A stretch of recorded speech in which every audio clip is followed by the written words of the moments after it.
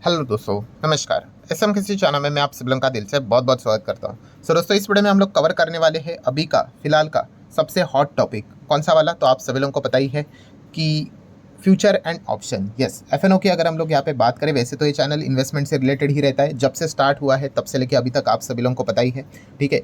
But फिलहाल अगर हम लोग बात करें, जो ट्रेडिंग करते हैं, फ्यूचर एंड ऑप्शन यहाँ पे करते हैं, तो पहले तो उनके लिए सबसे बड़ा हर्डल था बजट। बजट में पहले तो बातें बोली गई थी कि सीधा इनके ऊपर 30% टैक्स लगाएंगे, या फिर लॉटरी इनकम ट्रीट कर सकते हैं, या फिर स्पेकुलेटिव इनकम ट्रीट कर सकते हैं, या फिर क्रिप्टो करेंसी के हिसाब से इनके इनकम को ट्रीट कर सकते हैं। एंड अगर ऐसा ट्रीट किया तो 30% डायरेक्ट टैक्स यहाँ पे लग जाएगा, ठीक है। एंड आपको मतलब कोई कैरी फॉरवर्ड करने का या फिर जो सेट ऑफ करने का बेनिफिट रहता है वो भी चला जाएगा। तो काफ़ी डर का माहौल था। बट जैसे बजट हम लोगों ने देखा तो ऐसा कुछ हुआ नहीं, ठीक है। हाँ, एसटीटी ज़रूर यहाँ पे बढ़ा है, बट वो तो खुशी खुशी एसटीटी दे देंगे भाई। वो बोलेंगे भाई ये इस प्रकार की अगर चीज़ें कर देते तो पूरी बैंड ही बच जाती। सो बजट का तो हर्डल चला गया, बट आप सभी लोगों को पता है पिक्चर अभी भी बाकी है। बिकॉज सेबी की अगर हम लोग बात करें तो सेबी अभी भी फ्यूचर एंड ऑप्शन के पीछे हम लोगों को देखने को यहाँ पे मिल रहा है, क्योंकि सेबी के पास रिपोर्ट देखने को यहाँ पे मिल जाती है कितने सारे लोगों ने कितने करोड़ों यहाँ पे खोए हैं। वो उन्होंने एक रिपोर्ट यहाँ पे सामने रखी हुई थी, ठीक है। एंड वो रिपोर्ट के मुताबिक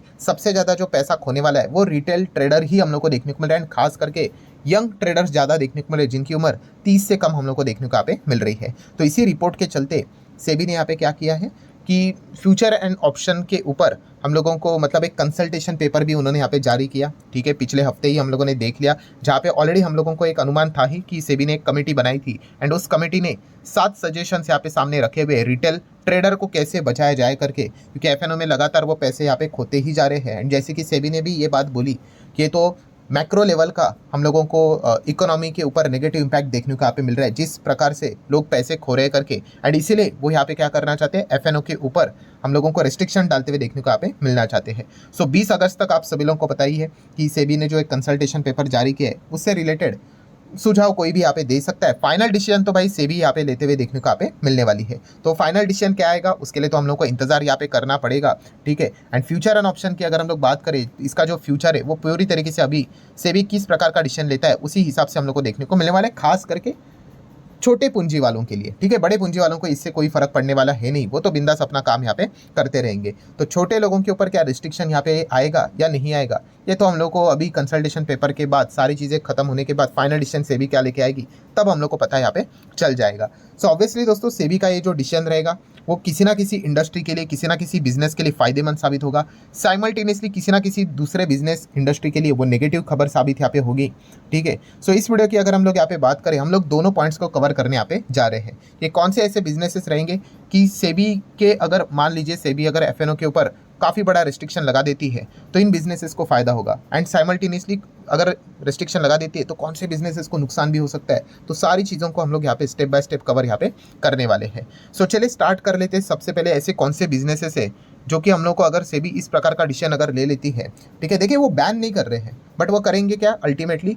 यस, जैसे कि बोला जा रहा है कि पहले 5 लाख के आसपास एक कॉन्ट्रैक्ट के हिसाब से आप डील कर सकते थे, वो सीधा वो क्या करेंगे 15 लाख करेंगे, और 6 महीने के बाद उसको सीधा 25 से 20 लाख के आसपास लेकर जाएंगे। मतलब इतना महंगा कर देंगे कि एक बिगिनर वो चीज़ों को शायद से अफोर्ड ही ना कर पाए, ठीक है। कुछ लोग ज़रूर ट्राई करेंगे, बट फिर भी तो ये एक पॉइंट हम लोग को देखने को यहाँ पे मिल रहा है। तो इस चीज़ के चलते बेसिकली क्या होगा, अगर इस प्रकार का डिसीजन अगर आ जाता है तो इतना तो हम कह सकते हैं कि जो वॉल्यूम हम लोग को एफएनओ में देखने को यहाँ पे मिल रहा था, कुछ ना कुछ तो कम होगा, कुछ ना कुछ ही। मैं ये नहीं कह रहा हूँ कि सब कुछ ही कम हो जाएगा करके, जीरो तो हीरो तो होता है नहीं, बट फिर भी कुछ ना कुछ लगाम तो यहाँ पे ज़रूर लगेगा, ये एक अनुमान लगा यहाँ पे जा रहा है। तो अगर ऐसा यहाँ पे हुआ तो डेफिनेटली जो ब्रोकिंग इंडस्ट्री है उनके लिए नेगेटिव खबर तो आराम से हम लोग को देखने को मिल जाएगी, क्योंकि उनका जो बिजनेस होता है वो सब कुछ ये ट्रेडिंग के हिसाब से हम लोग को देखने को यहाँ पे मिल जाता है। ब्रोकरेज जनरेट करते हैं, आप 1 रुपया कमाओ या फिर 1 करोड़ कमाओ या फिर 1000 करोड़ कमाओ, उनको फर्क नहीं पड़ता है भाई। उनको तो मतलब होता है आप जितना ज़्यादा ट्रेडिंग करोगे उनको तो पैसे यहाँ पे बनते रहेंगे, ठीक है। तो डेफिनेटली ब्रोकिंग इंडस्ट्री हम यहाँ पे कह सकते हैं, अगर यहाँ पे लोगों ने ट्रेडिंग कम करना स्टार्ट किया, कम वॉल्यूम्स अगर हो गए, तो ब्रोकर को ज़रूर इस चीज़ का फटका यहाँ पे लग सकता है। तो इसीलिए जो ब्रोकिंग वाले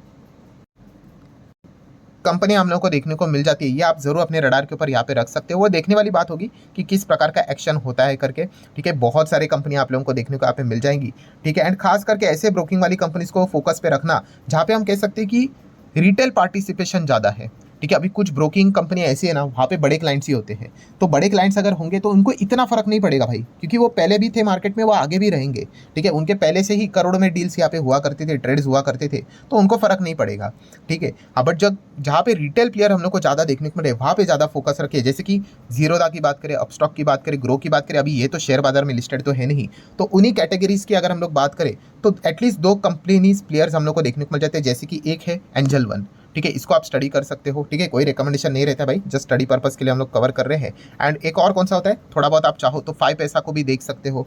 ठीक है, यहाँ पे थोड़ा सा रिटेल पार्टिसिपेशन देखने को मिल जाता है, तो जरूर ये कंपनियां ज़्यादा फोकस में यहाँ पे रह सकती है। देन अगर हम लोग बात करें दोस्तों तो एनएससी बीएससी, ठीक है, ये दोनों कंपनियां अभी फोकस में रहेगी। अभी एनएससी तो लिस्टेड है नहीं, तो ऑब्वियसली बीएससी के ऊपर फोकस रख सकते हो। इनका भी वही खेल है, बहुत ही सिंपल है कि जितना ज़्यादा वॉल्यूम यहाँ पे बढ़ते हुए देखने को मिलेगा, उतना ही ज़्यादा परसेंटेज के वे में इनकी कमाई होते हुए देखने को मिल जाती है। नो डाउट इनकी मेजर कमाई बड़े प्लेयर्स के हिसाब से रहती है, बट छोटे छोटे प्लेयर्स का भी जो हम लोगों को वॉल्यूम इस वक्त बढ़ते हुए देखने को मिल चुका है, तो उससे भी इनकी कमाई ज़बरदस्त ऑलरेडी यहाँ पे हो चुकी है। सो अगर सेबी के अगर ये रूल्स एप्लीकेबल अगर हो जाते, जो उनको सुझाव दिया जा चुका है, ठीक है, वो देखना पड़ेगा भाई कि अगर ऐसा बात नहीं है, कुछ ना कुछ तो वो ज़रूर एक्शन लेंगे, बट चेक करने वाली बात है कि वो 7 पॉइंट में से कौन कौन से पॉइंट एप्लीकेबल करेंगे करके।